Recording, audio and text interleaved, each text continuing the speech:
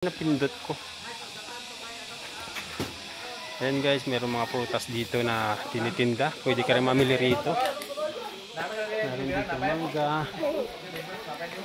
Ayan. Ano ganyan ang alam niya? Ng Magic Dragon. Ano? Dragon fruit. Magic Dragon. Star apple. Ayan. Avocado dia sir. Avocado. Avocado pala. Avocado.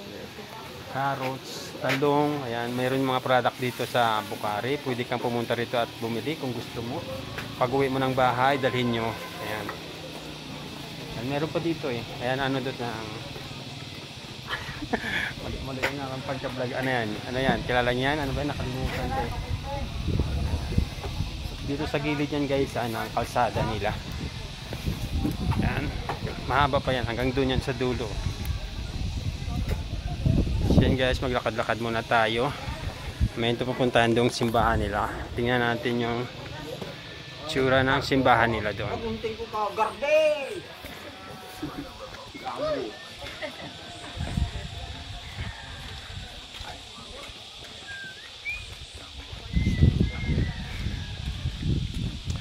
Sa pagkamalan kong yung mangga, yung star apple. May balatong din dito. Ayan, meron din mga sitaw, patula. Ayan, mamili tayo mamaya pag uwi ko para meron tayong iluluto. Bibili tayo din mamaya para pag uwi ko meron naman tayong i-video vlog cooking. So yan guys, pupunta tayo dun sa dulo, nandun yung simbahan nila. Hello guys, nandito tayo guys sa simbahan ng Bukhari. Ayan guys, ang simbahan nila oh. Ayan. Meron silang chapel dito. Ayan ang chapel nila. Ang cute ng chapel nila dito guys. May pinakapangalan dito na Bukhari. Ayan, meron Torel Farm pala dito sa loob. Ayun guys. Yung Torel Farm nila doon. Ayan, may mga tanim sila siguro mga strawberry dito kasi nandito sa kanilang nakapaskel Torel Farm. So pupunta tayo dun sa simbahan nila na napaka-cute at napakaganda. Ayan guys. Ayan ang kanilang cute na simbahan. Napakaganda, di ba? San Vicente Ferrer Chapel. Ayan guys ang pangalan ng simbahan nila, San Vicente Ferrer Chapel. Memory of Congressman Arcadio Gorsita. Ayan guys, memory pa siya. Ayan, mayroon doon mga napakataas na view, yung pinaka view deck siguro nila. Ayan ang kanilang napaka cute na simbahan. Ikot tayo dito para makita pa natin kung ano pa ang makikita nating magandang tanawin. Ayun, ganda dito pala guys. Ayan, hindi tayo makapasok pero dito sa gilid makikita natin yung loob ng simbahan. And guys, mayroong mga nakaayos na mga upuan, reading na siguro kung mayroong may mga ano sila, may mga mesa. Ayan, napakaganda diba? Ayan, pwede pala tayong umikot doon at makapasok pero huwag tayong pumasok, baka bawal. Dito lang tayo sa labas, nakikita naman natin eh.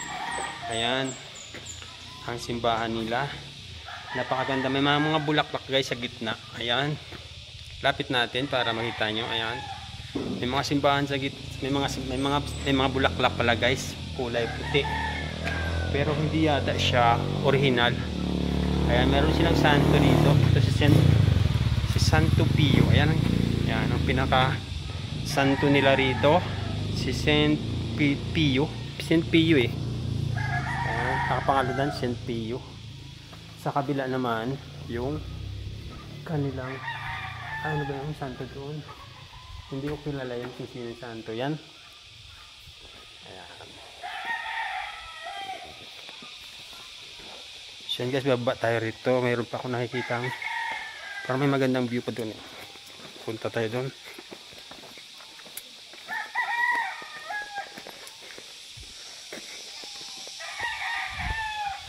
Ayan, hindi ko alam kung mayroon pang magandang view doon. Ayan guys, yan ang bundok ng Bukhari.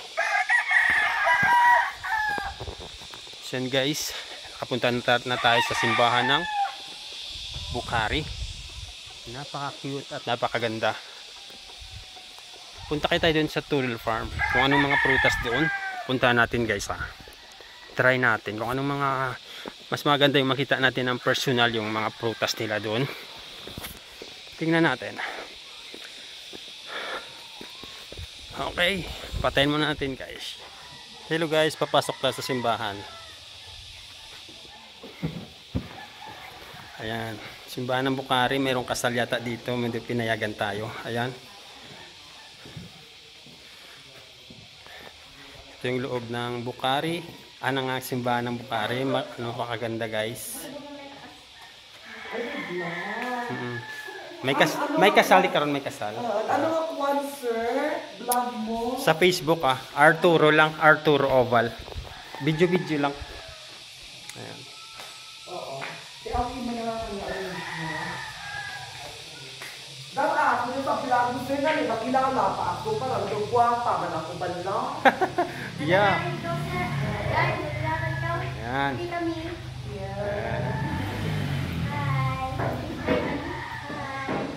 Welcome to Bukhari. Bukhari!